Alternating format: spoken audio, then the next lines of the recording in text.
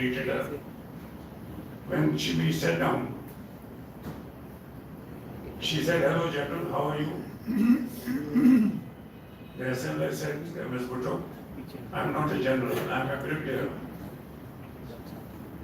Benazir ne kaha, "Oh, I see. You have not been promoted for killing my father."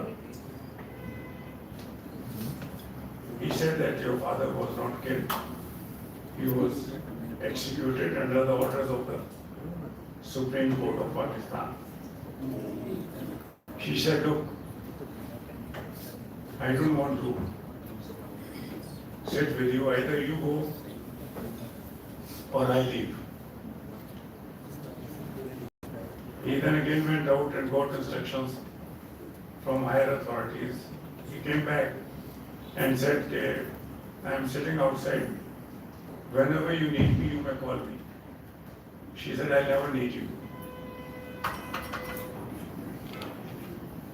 Then she asked Mr. Janse Barki as to who he is. He said, "I am Janse Barki, SSP Rawalpindi." She said, "Oh, you posted in Lahore before coming here?" He said, "Yes, I was SP Kent."